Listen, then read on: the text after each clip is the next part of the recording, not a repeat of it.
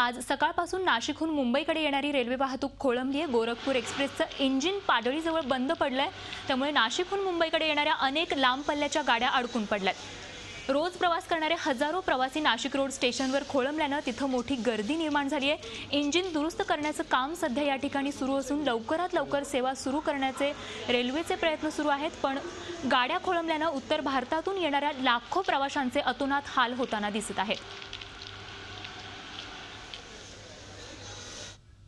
प्रवाशांची फार मोठी गैरसोय या ठिकाणी झालेली आहे। ज्यांना काही ड्युटीवर जायचं आहे, कोणाचं अत्यंत महत्त्वाचं असेल, कुठं नोकरीची मुलाखत वगैरे असेल, सर्वांनाच या ठिकाणी मोठी अडचण होते। टेक्निकल तांत्रिक मोठा बिघाड झालेला आहे आणि यांनी सांगितलं आहे की कुर्ला गोदावरी एक्सप्रेसऐवजी या ठिकाणी भुवनेश्वर ही गाडी लावलेली आहे, परंतु अद्याप ती 15 मिनिटांनी जाईल की 2 तासांनी जाईल याची काही निश्चितता रेल्वे प्रशासन देत नाही।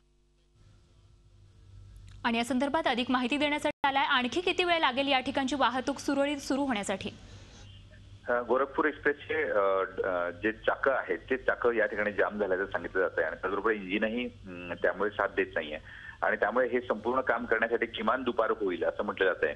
आता अप लाईन जरी खराब असली तरी डाऊन लाईनने ह्या सर्व गाड्या काढण्याचे प्रयत्न या ठिकाणी सुरू आहे। पंचवटी एक्सप्रेस आता त्या ठिकाणी निघालेली आहे, म्हणजे जवळजवळ 1 तास उशीर झाला आहे आणि ती आता मुंबईकडे मार्गस्थ झाली आहे। त्याचबरोबर भुसावळ पुणे सुद्धा एक्सप्रेस मार्गस्थ झाली आहे।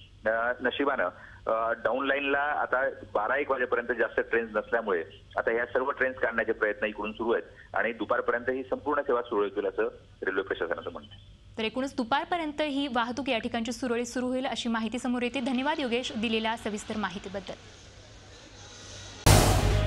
झी 24 तास रहा एक पाऊल पुढे।